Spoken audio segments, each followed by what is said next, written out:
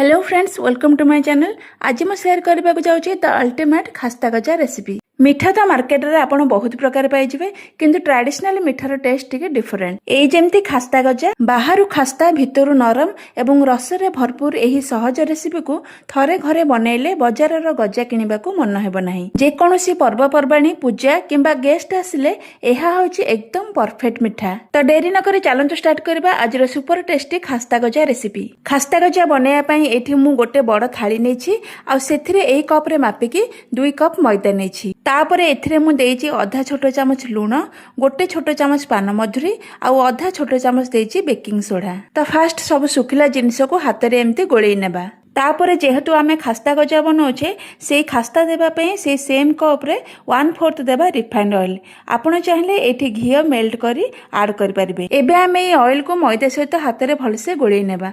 तो फ्रेंड्स, आज रे वीडियोटी जदि आपनको पसंद आसीबो ताले लाइक करिवे, शेयर करिवे। आ जदि चैनल रे नुआ अछंती ताले प्लीज चैनल को सब्सक्राइब कर देबे। आ जदि फेसबुक पेज कि इंस्टाग्राम रे देखुछंती ताले फॉलो कर देबे। तो एठी देखंतो मैदा सहित ऑयल को मु भलसे मिक्स कर देछि। मैदा को तेल सहित भलरे गोळेई सारिबा परे हाथ को तार टेक्सचर ओदा ओदा लागिबो। आउ एमते हाथ रे मुठा तयारी करिवे।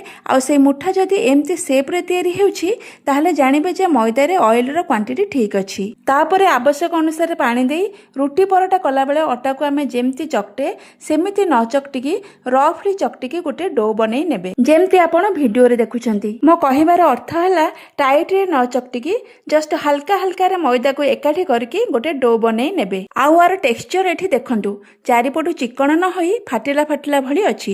एमिति ही रखिबे। खास्ता गजा बनाया पई मैदा को अधिक टाण किबा नरम करी चकटिबेनी, एमती मीडियम करके चकटिबे। केवल एठी ध्यान देबे मैदा को चकटिला बेले जोर जोर से करी चकटिबेनी। सेमती कले कोन हेबो ना आपनको खास्ता गजा रे लेयर जमा पड़िबोनी आ लेयर गुडी को मिसी जिवो। तो एठी मैदा को चकटिला बेले मते एही कप रे टोटल हाफ कप पानी लागिला। एबे आमे मैदा को कवर करके 15 रु 20 मिनिट पई रेस्ट देबा। आउ सेही भितरे आमे चीनी सिरा बनेबा। तो एठी देखंतु फ्लेम ऑन करी मु गोटे कड़ाई बसेछि आ सेथिरे देछि 2 बोल चीनी। 2 बोल चीनी पई मु देछि गोटे बोल पानी। तो मीडियम टू हाई फ्लेम रे चीनी को किछि समय पई कुक करबा, जेमिति चीनी पानी सहित मिसी जिवो आउ गोटे अठाळिया टेक्सचर को आसी जिवो। तो एठी देखंतु सिरा एम्ति रहिबा दरकार, पूरा गोटे तारा वाला करिवेनी। सिरा अधिका बहलिया हे गेले गजा भितर को जाई परिबोनी। आउ जदि सिरा पतला हेबो ताहले गजा गुडी को नरम हे जिवो। तो एबे एथिरे भलो फ्लेवर पई दे देबा गोटे स्पून गुजराती गुंड आउ एंड रे लेमन जूस देई भलसे मिक्स करी नेबे। लेमन जूस देले कोन हेबो ना सिरा ठंडा हेले आउ क्रिस्टलाइज हेबोनी। तो एपटे 15 रु 20 मिनिट पाखापाखि हे गलानी। आउ एठी देखंतु मैदा सेट हे जाईची। एबे आमे मैदा को काटिबानी, खाली हाथ रे एम्ति चारिपटु चिकन कर नेबा। तापरे मैदा चकटा को हाथ रे एई भली प्रेस करके गोल करके गोटे मोटा रोटी तयार करबा। आउ बेलेना बाडी रे एम्ति हल्का हल्का से बेली नेबे। पूरा पतला करके बेलिबेनी, बस आधा इंच थिक रखिकी बेली नेबे। तापरे रोटी को एम्ति प्लस साइन रे काटी नेबे। आउ ए 4 पीस को गोटिए ऊपर गोटिए रखि नेबे, ठीक जेमती वीडियो रे देखुछंती। तापरे हाथ रे एम्ति प्रेस करके पुणी थरे राउंड शेप रे बेली नेबा। आउ पुणी थरे सेई सेम प्रोसेस को रिपीट करबा। एही भली करिबा द्वारा गजा रे बहुत भलसे लेयर आसीबो, गजा जालीदार बनिबो, जोथि पई कि गजा भितर को भलसे सिरा जाई परिबो। तो एठी ए प्रोसेस को आमे 2 थर करिबा, देखिबे बहुत बढ़िया गजा बनिबो। तो एठी देखि पारुथबे रोटी रो 4 साइड साइज नाही। तो एमते तार 4 साइड रो टिके टिके करी काटी नेबे, जोथि पई कि गजा समान साइज रे तयारी हेबो। आउ ए साइड गुडा को फोपाडिबेनी, ताको पुणी गजा शेप देई छाणी नेबे। तापरे एही भली भाबरे लंबा लंबा करी काटी नेबे। गजा को प्रथमरु बेसी मोटा मोटा साइज रे काटिबेनी, काहेकि ना गजा छाणीला बेले फुली थाए। लंबा रे काटी सारिबा परे तापरे एही भली स्क्वायर साइज रे काटिबा। तो एठी देखंतु सब गजा गुडी को मु काटी नेछि। आ गजार थिकनेस देखंतु मु केतिकी रखिछि। गजा को छाणी सारला परे ही तार लेयर गुडा को खुलिबो आ जणा पड़िबो। तो गजा को छाणीबा पई मु एठी गोटे कड़ाई रे रिफाइंड ऑयल नेछि। आ तेल को आमे हल्का उषुम करबा। आ हल्का उषुम तेल रे गजा गुडी को आमे पके। तो एठी ध्यान रखिबे अधिका गरम तेल रे गजा जमारु भी पकेइबेनी। आउ कड़ाई रे जेतिकी गजा धरुची सेतिकी पकांतु। गजा को तेल रे पकई सारिबा परे बिल्कुल भी चटु मारिबेनी।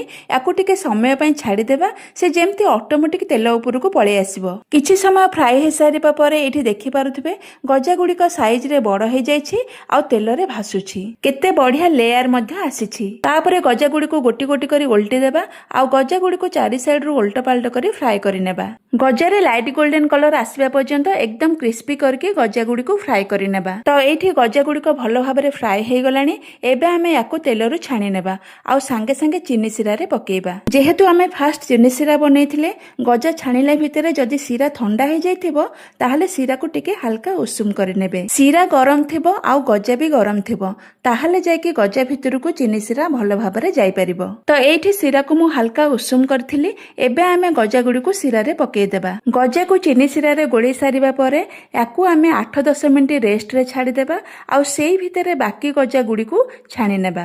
गजा को बहुत समय धरी सिरा रे पकेइबेनी, नहले कोन हेबो ना गजा भितर को बहुत सिरा चली जिवो आउ गजा बहुत मीठा लागिबो। तो एठी देखंतु चीनी सिरा रे गजा पडिबार प्राय 10 मिनिट हे गेलानी आ गजा भितर को बहुत भलो भाबरे सिरा जाई सारिछि। एबे आमे गजा को चीनी सिरा रु बाहर करी गोटे प्लेट रे रखि नेबा। आपण मन तो देखि कि जानि पारथुबे गजा केते परफेक्ट तयारी हेछि।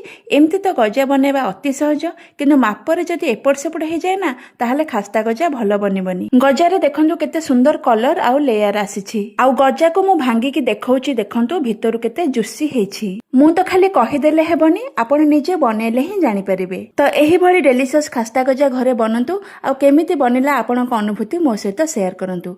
वीडियोटी भल लागिथिले लाइक कर देबे। आज पई एतिकी रहिली, पुणी आसीबी आउ एक नुवा रेसिपी नै। जय जगन्नाथ।